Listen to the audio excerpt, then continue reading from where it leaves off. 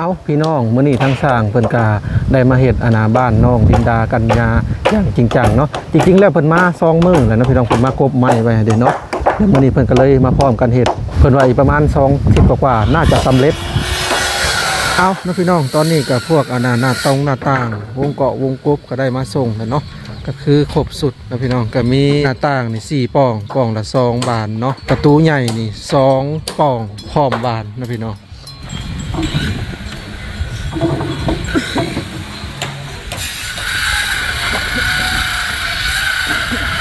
เรียบร้อยก็คือราคาคือเก่านะพี่น้องก็คือ5 ล้าน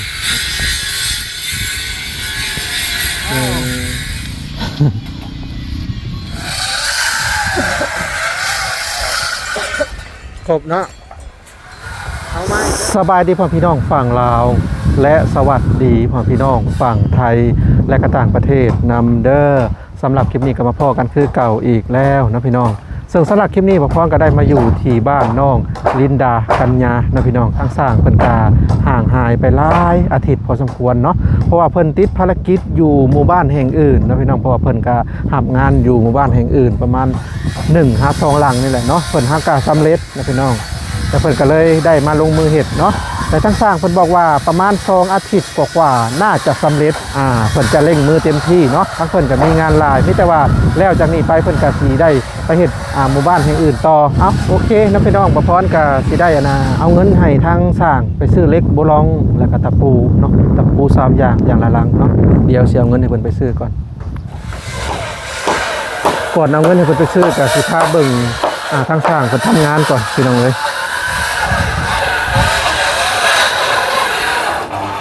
เด้ไม่เพิ่นมากบ2 วันเนาะ2 วัน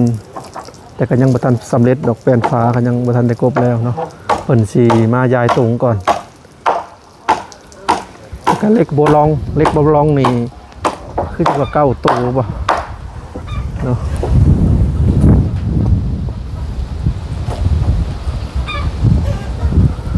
สบายดีช่างห่างหายไปเฮิงเนาะ2 อาทิตย์กว่าบ่หรือ3 2 อาทิตย์ได้ถ้าแม่นว่าได้เฮ็ดแต่มื้อนั้นก็แล้วพี่น้องเอ้ยเพิ่นมีงานหลายทางสร้างเพิ่นยังก็ตะปูบ่ตะปูยังแน่ก็ตะปูเก็ดนึงตะปู8เก็ดนึงตะปู5 2เก็ดตะปู5 2 ลังตะปู10 ลัง1ตะปู8 ลัง1แล้วก็เล็กโบลอง9 อัน9 โต9 เซนบ่19 เซนให้ผู้นึงไปซื้อได้บ่จะเอาเงินให้เดี๋ยวจะให้เราไปซื้อหรือผู้ใดไปซื้อก็ได้เพิ่นให้การว่าประมาณ2 อาทิตย์กว่าเพิ่นว่าสำเร็จแต่ว่าวงกบพร้อมก็ได้สั่งมาแล้วนะพี่น้องประมาณช่วงเที่ยงเพิ่นมาฮอดเนาะวงกบปองเอี่ยม2 ปองปองเอี่ยม4 ปอง2 ซ่องแล้วก็ประตูใหญ่2 ปองพร้อมวงกบพร้อมบานได้ดำเนินการแล้วเนาะทั้งพี่เพิ่นก็ว่านบ่พอโทรไปหาเพิ่นเข้าใจผิดที่ต้องเอ้ยที่จริงเพิ่นก็ได้ส่งเงินมาครบตามจำนวนแล้วบ่พอเบิ่งผิดทั้งพี่เพิ่นอยู่สวิตเซอร์แลนด์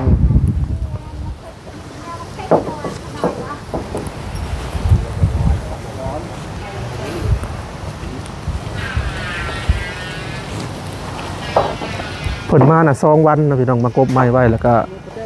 มื้อนี้เป็นวันที่3เพิ่นก็ได้มาพร้อมกันเฮ็ดวงกบประตูใหญ่นี่2 ปองพร้อมบานปองเอี่ยม4 ปองพร้อมบานนะพี่น้องในราคา5 ล้านเดี๋ยวจักหน่อยเพิ่นมาส่งประมาณช่วงเที่ยงนี่แหละเพิ่นว่า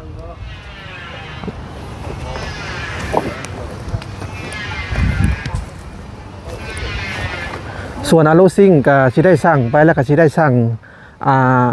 มาพร้อมกับเจ้านี่แหละนะพี่น้องเพราะว่าทางเฮือนน้องไก่ทองนะยังบ่พอแผ่นหนึ่งสีแดงแล้วก็ขนาด4 เมตรเนาะส่วนอันนี้ก็สิสั่งต่างหากให้เพิ่นติดรถมานำเด้ยังเหลือแผ่นเดียวขนาดซ้ำกันนะพี่น้อง6x7บ้านน้องไก่ทองกับ6x7แต่ว่าก็กระเทิบออกมาถือว่ากว้างขวาง ดี๋ยวจะซูมให้เบิ่งโอ้เพราะว่าอันนี้มันนูนเนาะพี่น้อง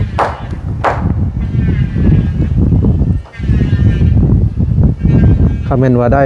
พื้นที่ได้ระดับสักนี้เนี่ยตะกายจะเด่นเลยเฮือนทางน้องไก่ทอง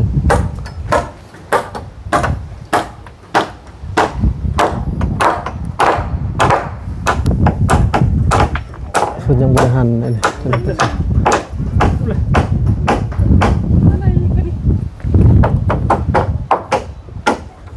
สบายดีซ่า เดี๋ยวเคยสวัสดี ห่างหายไปหึงเนาะ เห็ดเฮือนจากหลังก็อยู่หมู่บ้านอื่น บ้านอันนั้นหลังนึงอยู่นี่ก่อนหลังนึงข้างหลัง หลังจากแล้วหลังนี่แหละก็มีต่อบ่ นี่เด้อ มีต่อจากหลังนั่น ยังซอง สองหลัง เด้อ บ้านใดนะ นี่ได้ในจุดชุมเลย จุดซุ้มแล้วก็ใช้อีก อยู่นายำปอง อ๋อเพื่อนไม้นี่บ่ แม่นแหละ เห็ดแล้วแบบนี้เลยบ่หรือว่าเห็ดเป็นบางส่วน เฮ็ดบางส่วนอันนั้นก็มีแต่มุ้ง อ๋อ ครับมุ้งตัวนี้ก็เฮ็ดแล้วเลยทางนั้น เห็ดแล้วเลยตัวนี้ เด้ออยู่นาละแอนก็ยังมีแต่แอมทางนาละแอน คาดการณ์ว่าเฮือนลินดากัญญานี่จักมื้อ วัน2ทิศนี่แหละ ต้องทิศปลายเนาะ เด้อทิศปลาย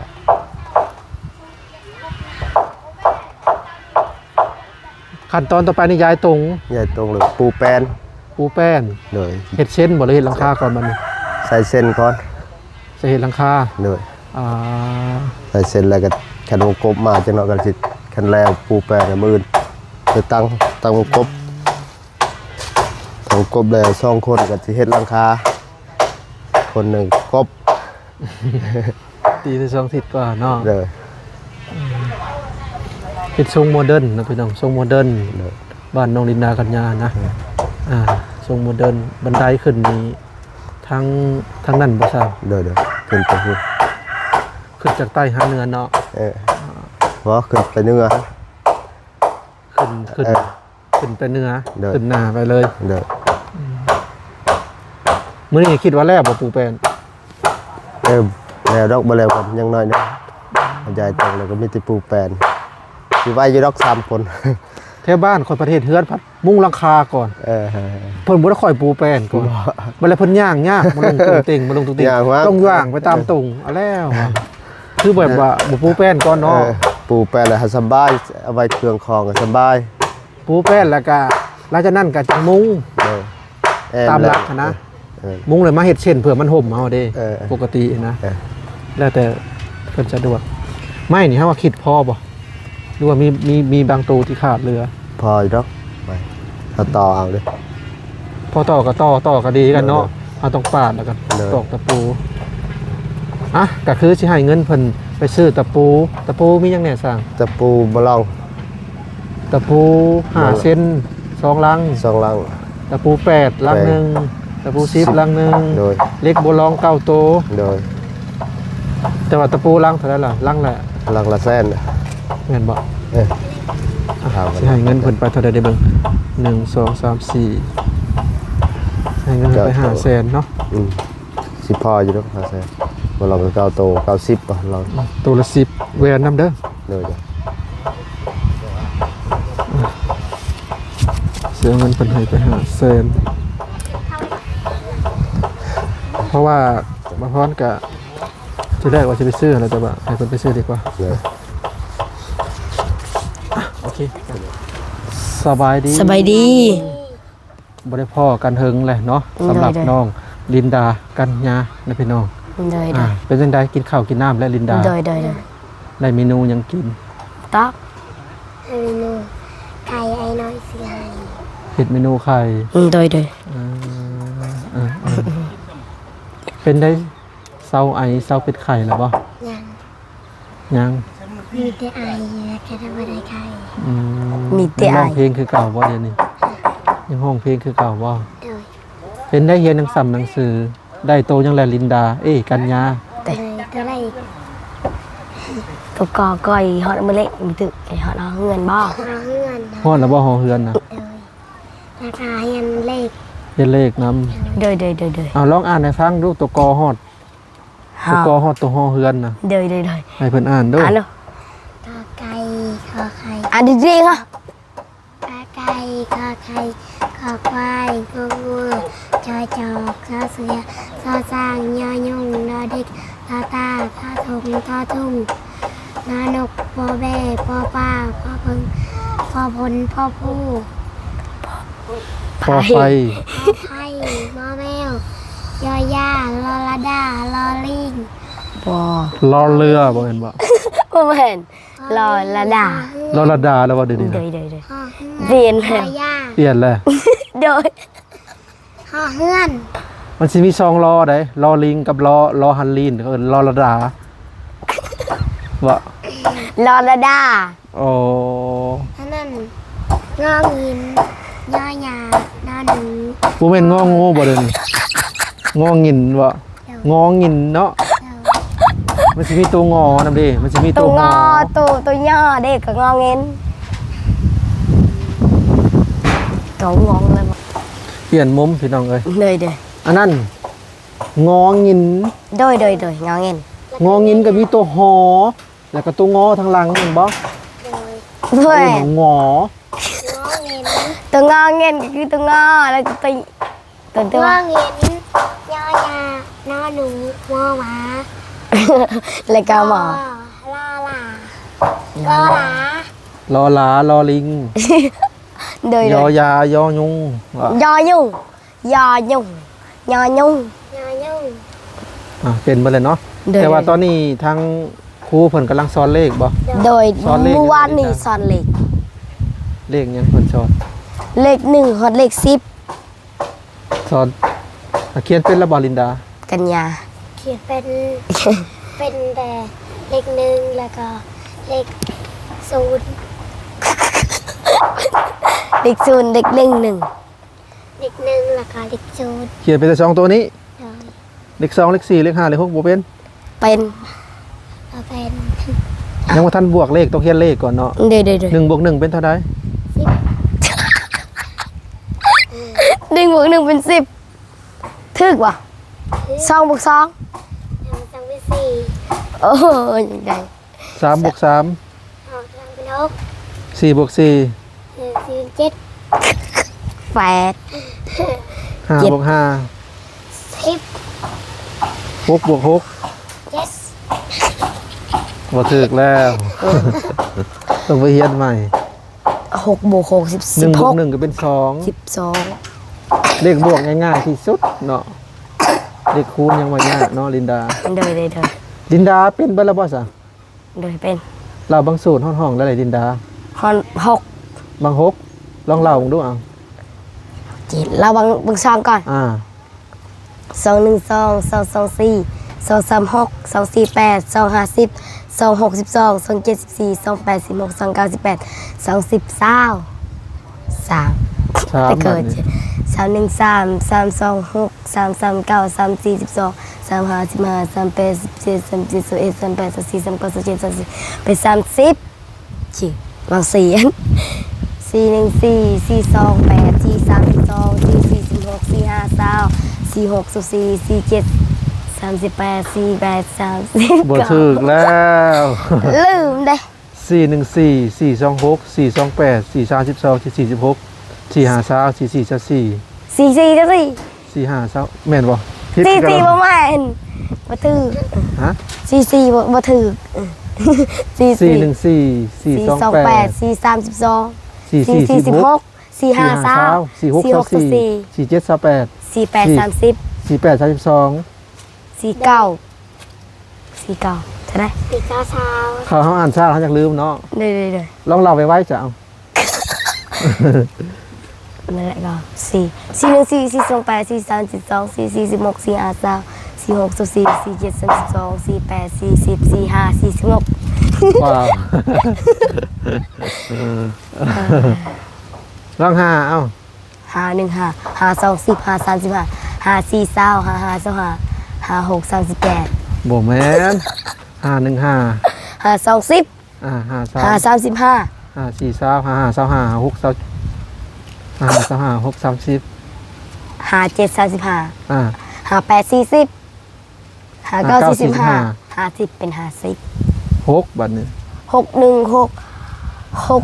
62 12 63 บ่แม่น 12หมู่8อันนั้นหมู่8 616 616 62บางเจ็ด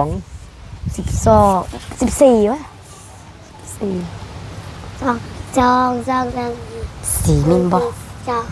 สามสิบ 6 2 12 64 63 63 6 38 64 24 อ่า 6 5 30 66 6 36 6 7 42 6 8 48 6 9 63 แน่ หากะเฮียนเลย 69มากระเฮียนบ่ เด้อ ต้อง 6 9 36 ต้องไปเฮียนใหม่เด้อเหล่าใหม่ล่ะมีสูตรแล้วก็เหล่าเขาจะได้จื้อบ าง6นี่หากะเฮียนมื้อวานนี้ อ๋อ หากะได้บางเดียวบาง6บาง7บาง8บาง9 เป็นจะได้ลินดาเฮือนได้ดำเนินการเลย ดีใจ ดีใจบ่ โดยดีใจหลาย อ่า โดย อีกประมาณ 2 ทิศ 3 ทิศก็ได้ขึ้นอยู่แล้ว โดย อ่าจะให้ทางน้องกัญญาลินดานี่ฝากขอบคุณทางแม่เปิ้ลเพิ่นให้เด้อ โดย แม่เปิ้ลเพิ่นอยู่ประเทศสวิตเซอร์แลนด์นี่แหละ พอจัง เมื่อวันก่อนบ่พอก็เข้าใจผิดเด้อพี่น้องที่จริงเงินเพิ่นฝากมา2เทื่อแหละเนาะก็คือทางพี่เปิ้ลนี่ก็คือว่าเพิ่นใจดีแล้วก็ใจบุญหลายเนาะพี่น้องช่วยเหลือทางน้องๆเนาะตอนแรกเนาะตอนแรกเพิ่นส่งเงินมานี่คือ 40,000 โด ก็ ย ได้ซื้อไม้ตอนที่2 30,000ตอนที่3 30,000พอดีงบทางเพิ่นนี่ก็ประมาณ100,000 บาท โดย 100,000 บาทอยากให้ทางน้องๆฝากขอบคุณขอบคุณเพิ่นแน่ โดย แม่เปิ้ล โดยขอบมกขอบใจหลายเด้อแม่เปิ้นอยู่อิสราเอลกายเพิ่นอยู่ดีมีแห้งความเจ็บบ่ต้องได้ความไข้บ่ต้องมีที่ช่วยลูกช่วยหลานก็ต้องขอบใจหลายๆให้เพิ่นอยู่ดีมีแห้งหาเงินหาคำก็ให้ร่ำให้รวยความเจ็บบ่ต้องได้ความไข้บ่ต้องมีเด้อสาธุเอาป้ายละมึงโดย ขอบบุญขอบคุณเพิ่นหลายๆเนาะ โดยเพิ่นเมตตาสงสาร จากเพิ่นช่วยน้องนี่ก็เต็มที่แล้วก็ โดย รวมทั้งผู้ใหญ่ใจบุญหลายๆทาน โดย เนาะขอบคุณ โดย ขอบคุณเพิ่นเช่นกันเนาะ ขอบคุณผู้ใหญ่ใจดีทั้งหมดเด้อสาธุโดย ที่ช่วยเหลือ ที่ ทั้ง ช่วยเหลือ น้องๆอะไรเนาะ โดย ลินดากัญญานี่เป็นลูกกำพลอย โดย พี่น้องกำพลอยพ่อแม่บ่มีเนาะ โดยแม่ แล้วก็แต่ก่อนก็บ่ได้อยู่นั่นนี่อยู่บ้านย่าเนาะ โด ก็ ย คือได้ต้นคลิปอะไรพี่น้องเรื่องราว ได้ ของทั้งสองน้องกันเลยเนาะ โดย ก็สิเป็นประมาณนี้แล้วก็ ได้ มีทางผู้ใจะดีซอยซื้อดินซื้อของอยู่ของกิน โดยซื้อมาก็ซื้อดินแล้วก็ทางน้ำบาดาล หลายๆอย่าง โดย ซื้อเสื้อผ้า โดย เครื่องใช้เครื่องซอยของอยู่ของกินนะพี่น้อง โดย หลายจังไดก็ขอบคุณแทนน้องเนาะ โดย ที่มีผู้ใหญ่ใจดีซอยนะพี่น้อง โดย ทางพี่เปิ้ลก็ซอยนะพี่น้อง ได้ คือทางพี่เปิ้ลก็ซอยเต็มที่เนาะ ได้ ขอบคุณทางพี่เปิ้ลกับแฟนของเปิ้ลนะพี่น้องอยู่ ได้ ประเทศสวิตเซอร์แลนด์นี่แหละเนาะ โดยโดย พี่เปิ้ลเพิ่นก็เป็นคนไทยเด้แต่ โด เพิ่ ย นก็ไปทำงานอยู่พุ่นเนาะ โดยกดกดใจทำงานเลย ยังห้องเพลงคือเก่าบ่มแต่ว่าเพลงพี่เปิ้ลเพิ่นแต่งให้นะทั้งน้องๆผัด น้องจังจะใส่ อันนั้นผัดทั้งน้องๆผมบ่มีโทรศัพท์บัดนี้ โดย ว่าสิส่งกลับไปให้พอมีบ่เครื่องน้ำป้าน้ำยังสิส่งเสียงกลับ มี ให้ โดย ว่าสิส่ ได้ ง เพลงไม่ได้ เพลงพี่เปิ้ลเพิ่นเพลงแม่เปิ้ลนั่นล่ะ โดย เพิ่นให้เจ้าห้อง โดยก็มียืมโทรศัพท์ในมานั้นลูกเราผู้หนึงค่ะ เดี๋ยวอ้ายสิส่งเข้าไปให้เด้อ โดย ไปให้ทางน้องปัญญาฮัดร้อง โดยจีไก่ใส่ เพิ่นแต่งให้เจ้าร้องเพิ่นว่า เดี๋ยว ร้องเบิ่งอืม ครับเลยครับ เป็นได้น้องน้อยยังบ่ทันได้โตยังเลยบ่น้องน้อยนะ น้องหน่อยแล้วความจำสั้น ฮะ ความจำสั้น เห็นบ่ เด้อเป็น คัน กอไก่ เขียนกอไก่กันยังยากเขียนเป็นแล้วแต่ว่าคอไข่กับเป็นแต่ว่าหอเหือนเขียนบ่ได้ อ๋อ เลขหนึ่งคนอื่นใดเพิ่นบ่ได้ น้องน้อยให้ได้ โดยเป็นความจำสั้น ว่าง่ายก็คือ จับบิ๊กบ่ได้ อันใด เป็นคนปึกเนาะ โดยเป็นคนสลาด เออ คนจะว่าจังซี่มันเขียนความว่าจังซี่ก่อน เพิ่นเขียนแบบนี้ แม่นบ่ โดยก็ซ่อนเพิ่นแหละจักสิซ่อนแบบใดโซครูบอกว่าซ่อนซอยในเด้อ โซครูบอกว่าหันจะซ่อนได้อันนั้นน้องนางน้อยนี่ฮอดเลข5นี่เจ้าเก่งเลยเราว่าย ากสุดเรา โด บ่ ยยากจนคอยก็ยอมแพ้แล้ว จับมือเขียนอยู่บ่ เด้อจับมือก็ยังบ่เจอยอมแพ้แล้ว อ๋อย อมแพ้เขียนบ่ได้ เออแต่ว่าอ้ายเราน่ะเป็นเนาะบิลลี่นะบ่ โดยเราสลาดได้ผู้นั้น แม่นบ่ เขียนได้ฮอด10พุ่นได้ โอ้ เลขหนึ่งอ่านได้เบิด น้องไก่ทองเลยจ้ะ กระทองก็ได้อยู่ น้องนาง ได้ แต่น้องน้อยนี่นักกว่าโมง โดย คอยเป็ดคิดกระจายก็ใครก็ใครคอยจะเจ้าก็จะเจ้ายังไม่ได้ตาทำ อืม โดย กินได้ ทางสาวครูเพิ่นก็มาสอนทุกมื้อเนาะ โดย คือจังว่าได้โต๊ะใหม่บ่ โดย ป่ะพาไปเบิ่งโต๊ะห โด น่อย ยไป เป็นหลักเอาไว้ หลอก ไม่ แล้ ได้ ว หลอก นี่กันใจ ยังไม่ทันหลอก เพราะว่าเห็นทางบ่าวลาเพิ่นซื้อโต๊ะมา เธอไอ้ลาสิโตะให้ ดีใจหลายทางผู้ใหญ่ใจดีทั้งสองไอ้ลา ผู้ใหญ่ใจะดีเพิ่นมาทำโต๊ะ เจ๊ก่อนไปลูกแล้วเดี๋ยวไปเป็นคลิปดีกว่าพอจัดการสวยจังเลย โอ้นี่จังว่าเป็นห้องสอนพิเศษเนาะ โดยความจริงไงนี่อันนี้ก็คือห้องเฮียนที่จริง เขียนนี่ ห้องเฮียนจริงๆเนาะ โดยประมาณห้องเฮียนปลอมห้องเฮียนของจริงไง เต็มเบิดบ่คนน่ะนี่ เต็มและอันนี้คือโต๊ะสักครู่ บ่พรก็บ่ได้บ่ได้มาเบิ่งตอนเพิ่นสอน โดยแบบนี้แหละ ให้เขียน โอ้ขนาดจะเกียนปลา ขาน้อยเขียน นี่มาอ่านด้วยซะน้องลินดานี่ อ่านว่าจังได๋ตัวนี้ สระอะ สะ อ่านเบิดโดนนี่ ขนาดตะลาเนื้อล่ะสละ สระพิเศษ สละพิเศษ 4 ตัว อันนี้สี่ตัว เลข4สระพิเศษ4ตัว โดย อันนี้อ่านว่าจังได๋อันนี้ สละพอเพอ เผอ โดย อันนั้นนี่ สลีอีตัวต่อตี ปีเปียบ่ เปียตีเปีย ยังอันนี้ กะปิ ยังอันนี้ ตาสลาตัวต่อกะบะ กะบะแล้วกะบะ บ่ได้เขียนมากจักว่าจื้อตัวนี้บ่จัก บ่เป็นยันบ่เคยเรียนอยู่แล้ เดี๋ยว ว สิอัดซะตัวนี้เอ้ายังซะตัวนี้ มากโม งัวอัดก่อเป็นอยู่แล้วเพราะว่าเคยเรียน อันนี้ก็ตะกี้ยังเขียนอยู่เลขแบบนี้เลข1เลข4เลข10พุ่น อะสระอา เก่งแท้ ยังใช่น้องกัญญาตัวนี้ ปักอึ จื้อฮู้แน่ๆ เห็นบ่ แมน เพิ่นก็เขียนช้อนแล้วก็เขียนนั่นนี่บ่ ยังบ่มีเพิด อืม นี่ เพิดยังบ่ทันมี ในกระดาน บ่ โอเค น้องลินดากัญญาบัดนี้อ้ายสิขอตัวจบคลิปก่อนเด้อ เด้อ